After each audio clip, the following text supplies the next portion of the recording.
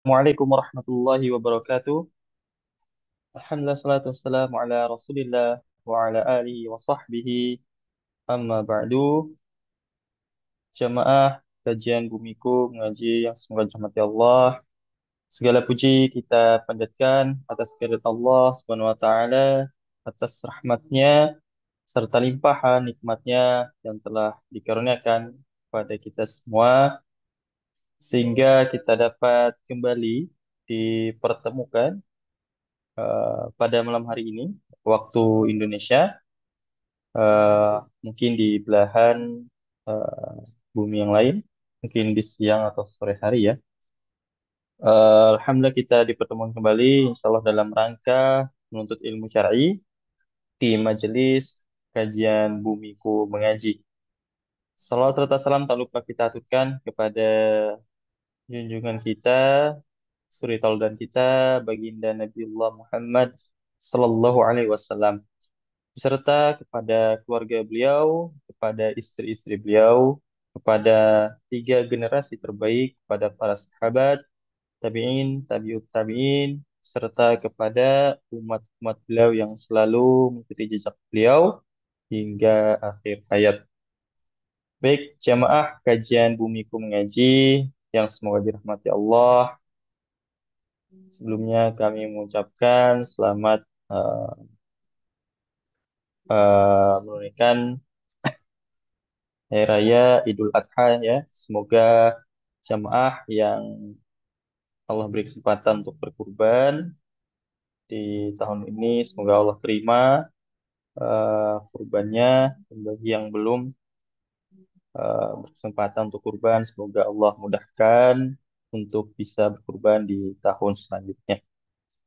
Baik, jamaah kajian Bumiku Mengaji, insya Allah pada malam hari ini kita akan kembali melanjutkan kajian rutin kita yang membahas satu kitab, yakni kitab Tafsir As-Sa'di, Taisirul Karami Rahman fi Tafsiri Kalamil Manan, yang mana kita masuk di pembahasan tafsir surah ke-84, yakni surah Al-Insyiqaq.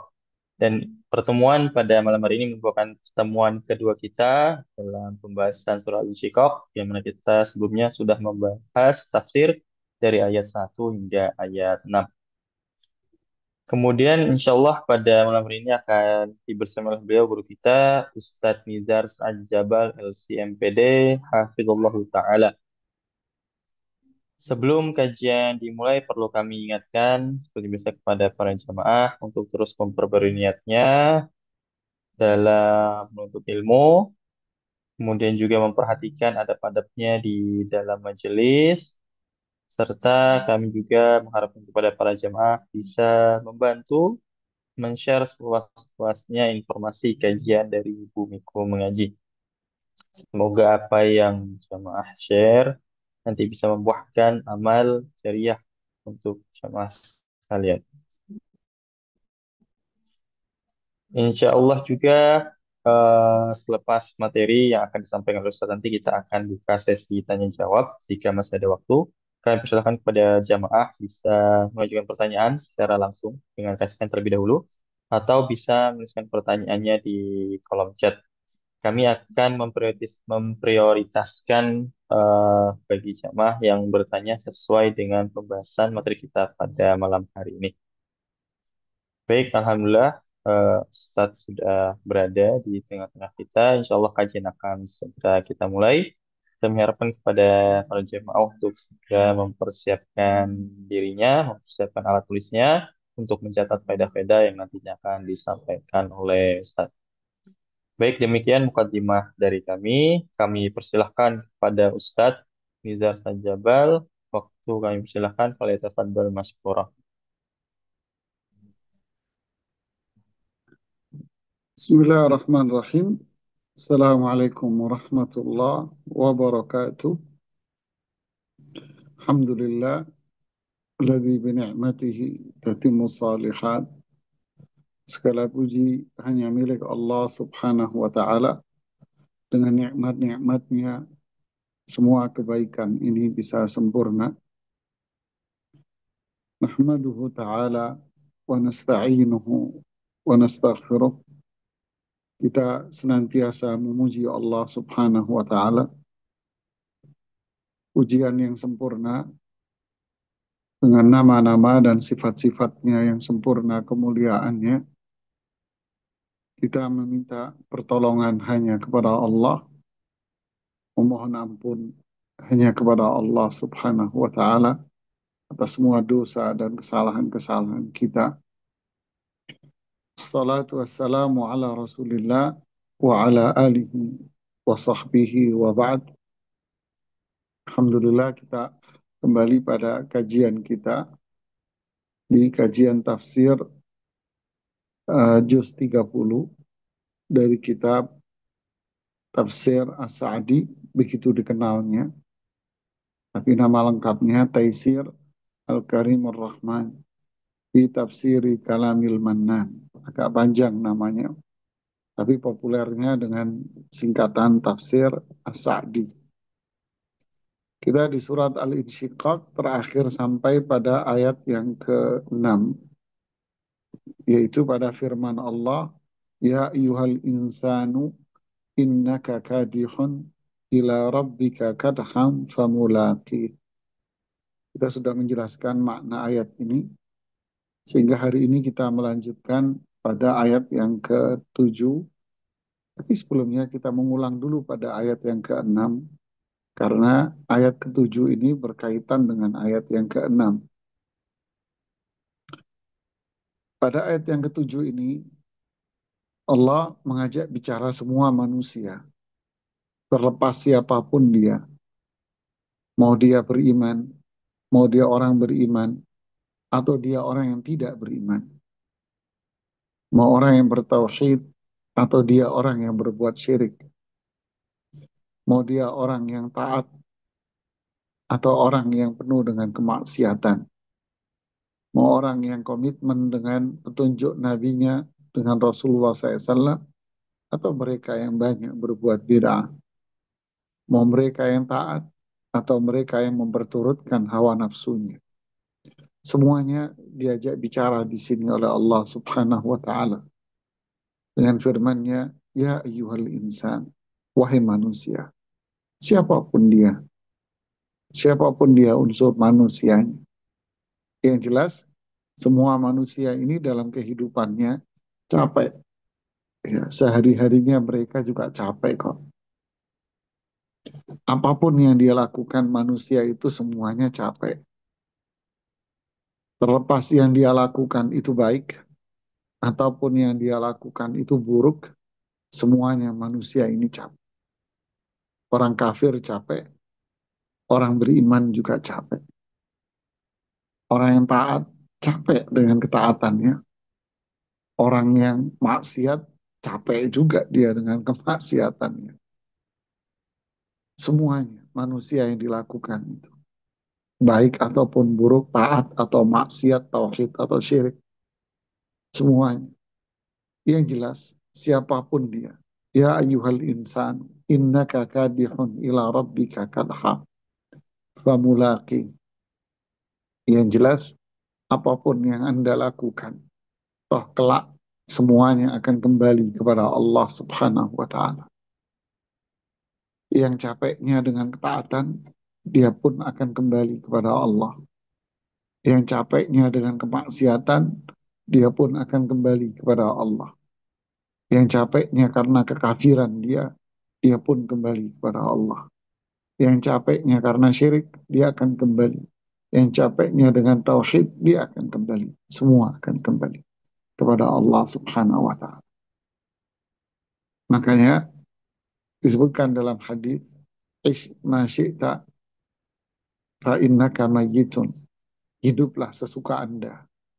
Hidup sesuka Anda. Toh juga Anda akan mati kok. Wa ahbib man syi'ta fa innaka mufariq. Cintailah sesuka Anda. Toh juga Anda akan meninggalkannya.